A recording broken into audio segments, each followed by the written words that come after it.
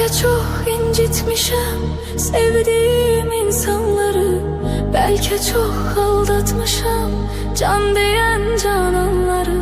Sonda görmezden gelip ettiğim noksanları, var ümidim affedersen sen beni.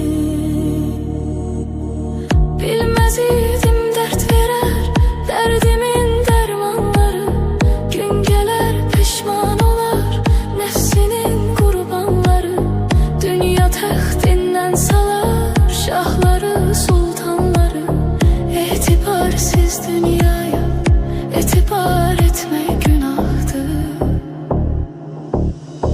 İntihar etmek günahtır.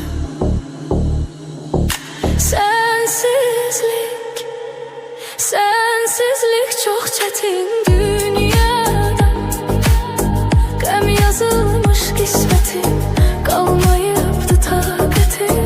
Sevmeydi niyetim, şahit olmaz kalbime Allah'ımdan başka bir kez. Ses salar sessizce bir ses.